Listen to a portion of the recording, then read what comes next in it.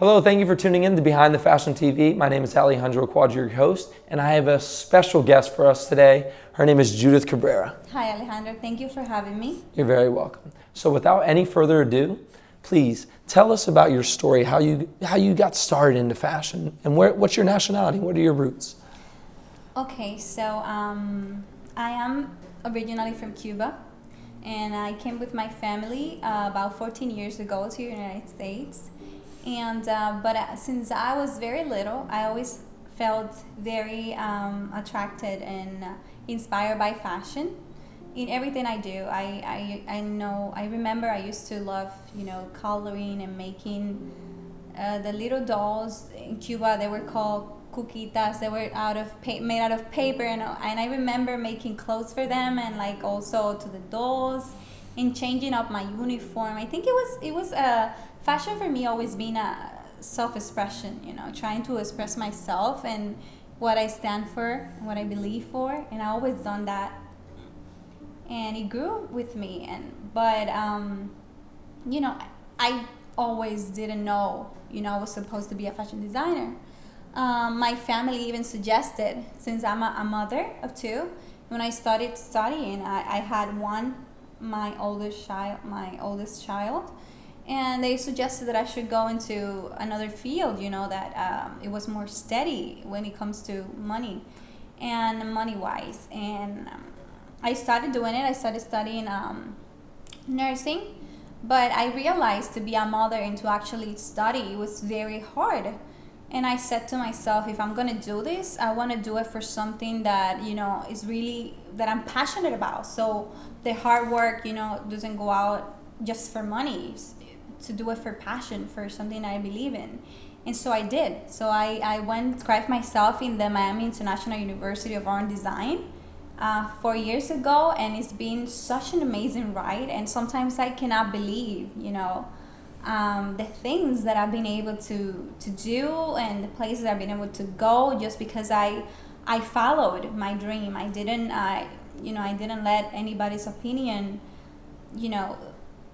take me from the journey that I'm supposed to be in. I'm so happy that you bring that up. It's like, I understand that because I'm a believer, and I feel that God puts things in our hearts and instills it in us that we just need to go for it, and to knock out all the background noise and just go for what, the visions that He instills in us and what we see, because there's so much that we need to accomplish, and just bring it out into the light. So I'm so happy that you brought that up. That's beautiful. Go for your heart and go for your dreams, and don't let anyone stop you from pursuing that.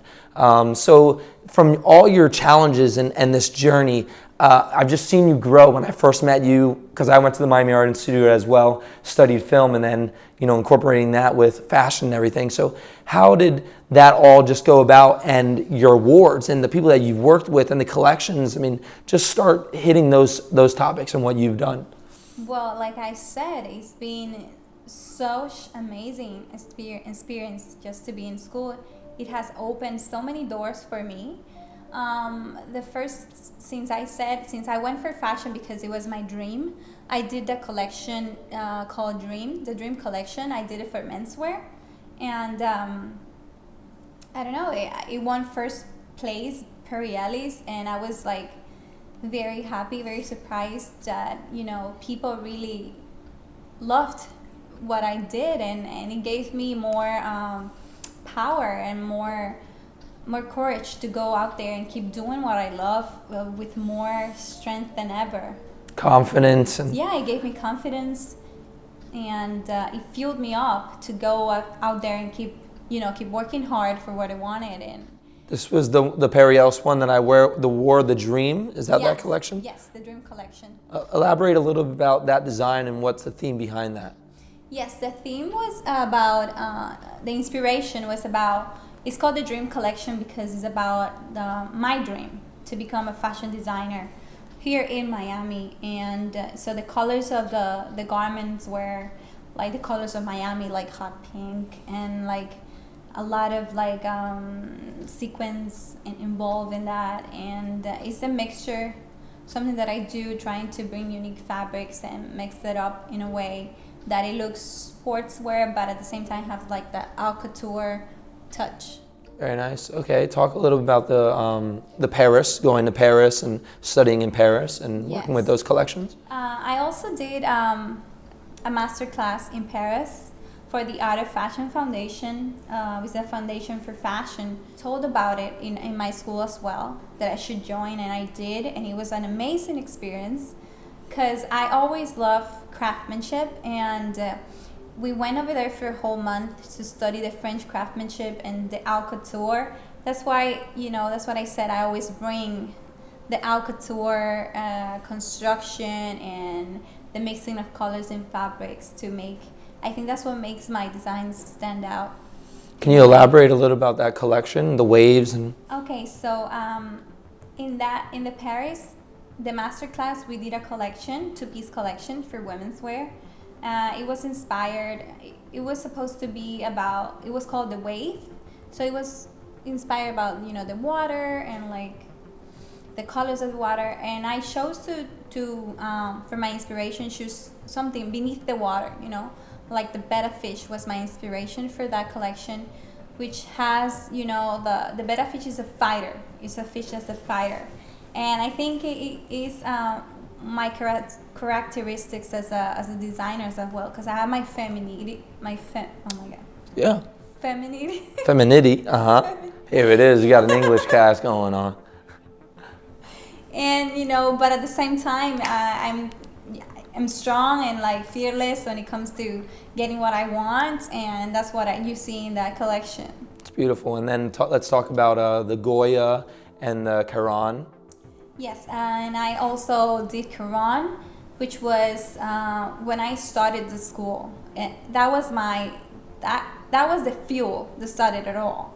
So, and we were featured in Art Basel, which is a pretty huge thing. Yes. And that made me keep wanting more and like do more competitions, and that I've led to everything that I've done until now. Talk about those fabrics in that collection. Yeah, that collection, it was inspired by the company, the Quran, and I use, I always like to use natural fabrics, like silks and wool and cotton, linen.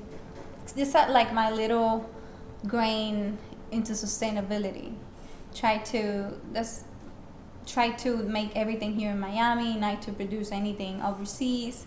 Because that's the way I see myself helping out a little bit the sustainability. You added a incorporation of that theme of your Cuban roots as well into that. Is that correct? Yes, I always do. I think that comes naturally. That I don't have to push it.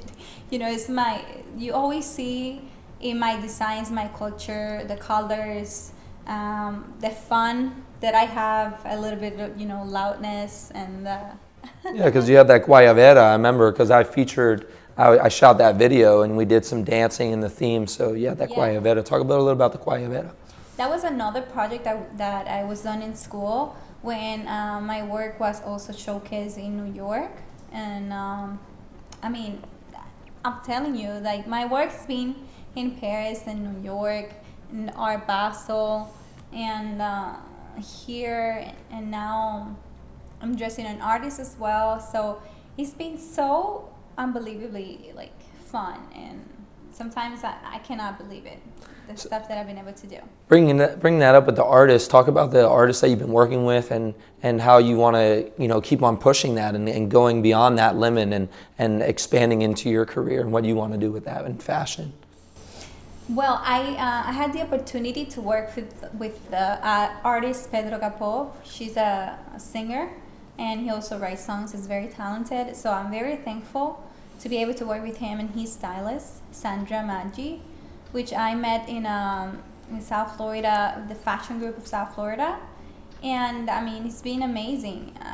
It's something that I really enjoy doing, like making these unique, specific pieces to tailor, the vision of the stylist as well as what he wants to portray, his style as an artist. So it's been so amazing. I really love to do that, and I would love to keep doing that for other artists, I think it would be something amazing. I really enjoy doing special pieces, only tailored for them. Great, yeah, because as an artist, I know how it is. It's very a unique way for us to actually tell a story through our clothes, the colors and our expressions. That's really powerful. Can you talk about the way that you had to work with him and his experience with some of the fabrics because of the different climates and things in that nature? Yeah, I mean, yeah, you always have to take into consideration, the place that he's gonna be singing, the lights, the background, what's the background gonna be, and the weather is gonna sing. Because I did one that he was singing in New York for New Year's Eve, to receive New Year's Eve. And I mean, I had to think a lot about, how the weather was gonna be, to include that in my design as well as the fabrics. So Yeah, because it's cold out there, and you gotta stay warm. That you gotta think when you're doing something. You gotta think of all those things to accommodate The artist. the artist. Yeah. Yeah, they want to feel comfortable in your clothes. Just like anywhere, like you want to be fluid, you want to be moving, you don't want to be too tight. Just like the jeans, the textures of it. Let's also talk about Goya and M&M and that collection. Yeah, those were projects that we did in school. I was like lucky enough to participate and to won with the Goya. All the projects are challenges, and I see my vision, make a dress out of beans, and it was hard for everybody to believe that it was gonna come out good, Yeah. But it looked good, and it looked amazing, and I won, and I was very happy with the work that I put into it, and as well with the M&M as well. It was another competition called Fashion for Chocolate or something like that, where we were supposed to work with chocolate, and I did this M&M jacket, which everybody loved as well. And growing, every project, every challenge makes me learn and grow, and I hope I keep growing and learning to become the best of what I can. I guarantee you will. I mean, every single day that you keep on waking up, you will continue to grow, you'll continue to learn. So also the Champion and also the jewelry collection. Yes, the Champion collection I did inspired in Muhammad Ali.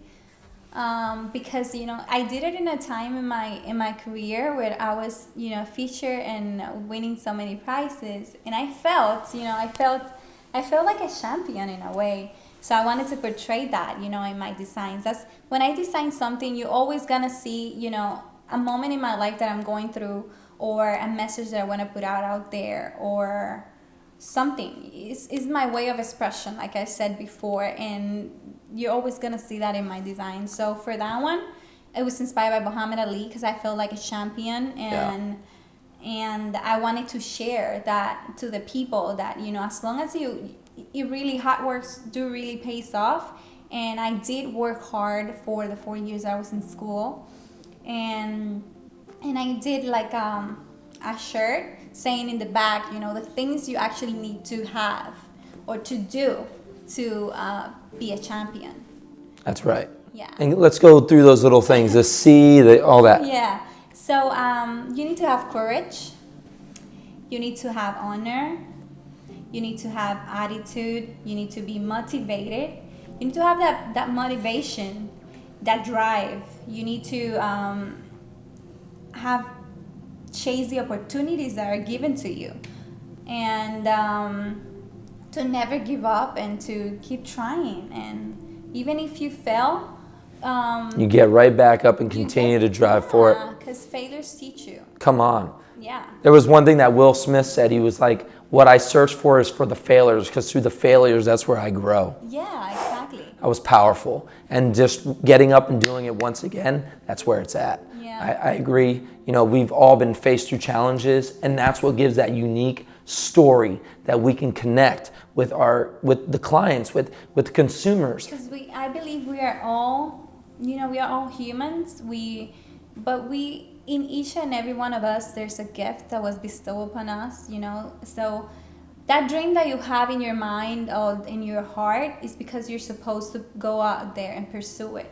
So my message is to those that are listening to not be afraid, And to believe in yourself, to go out there is scary, but I mean, it's worth it. It's what you're supposed to be doing. Yeah. So let's talk about the jewelry one where.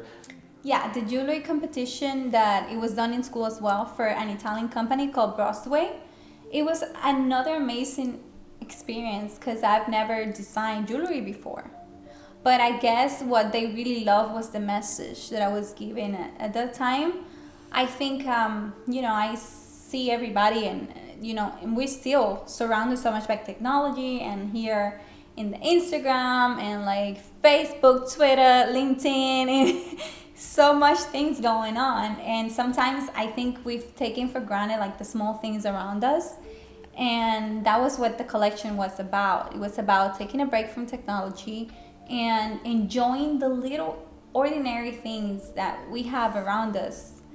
And yeah, I agree. You have to be present because we get too caught up in this worldly things of, let's do this, do that. No, be present in where you're at. Embrace, the nature, the trees, the air, what we breathe, taking that all in to consideration because you only live once. At least that's what they say. So, embrace that.